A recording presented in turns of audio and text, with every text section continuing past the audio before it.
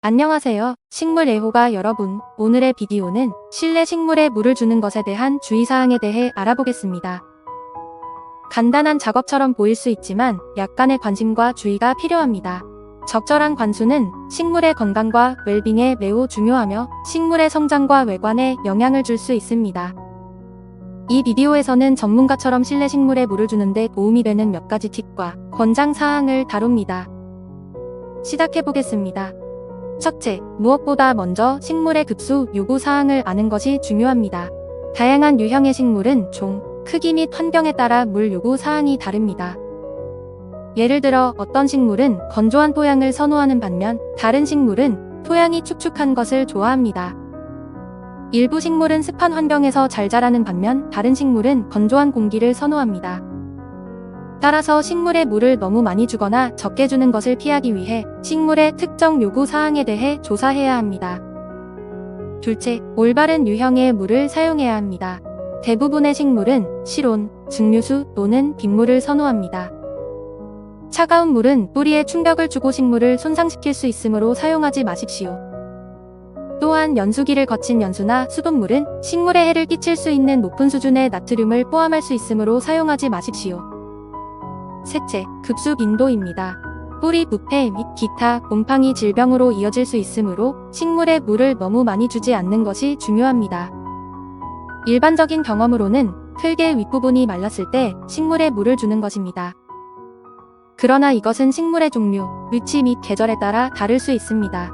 예를 들어 겨울철에는 식물에 물을 덜 자주 주어야 하는 반면 여름에는 더 자주 물을 주어야 할 수 있습니다. 식물에 물을 줄 때는 물을 깊게 주지만 과도하게 주지는 마세요. 이것은 토양을 적시고 뿌리에 닿을 수 있도록 식물에 충분한 물을 주되 토양이 포화되지 않도록 하는 것을 의미합니다. 물을 너무 많이 주면 물이 정체되어 뿌리 부패 및 기타 곰팡이 질병을 일으킬 수 있습니다. 반면에 물에 잠기면 토양이 건조해져 식물이 시들고 죽을 수 있습니다. 따라서 올바른 균형을 찾고 그에 따라 조정해야 합니다. 넷째, 식물의 잎이나 잎에 물을 주지 않는 것도 중요합니다. 식물에게 샤워를 하는 것이 좋은 생각처럼 보일 수 있지만 실제로는 식물에 해를 끼칠 수 있습니다. 잎에 물을 주면 곰팡이 및 기타 질병의 성장을 촉진할 수 있으며 연약한 잎과 꽃을 손상시킬 수도 있습니다. 대신 토양에 직접 물을 주고 물이 스며들고 적절하게 배수되도록 합니다. 다섯째, 식물에 적합한 화분과 토양을 선택해야 합니다. 화분에는 과도한 물이 빠져나갈 수 있도록 배수구가 있어야 하며 토양은 배수가 잘 되고 영양분이 풍부하여 건강한 식물 성장을 지원해야 합니다. 식물의 성장과 발달에 영향을 미칠 수 있으므로 식물에 비해 너무 작거나 큰 화분을 피하셔야 합니다. 또한 필요한 경우 식물을 재배치하여 충분히 자랄 수 있는 공간을 확보하는 것도 중요합니다.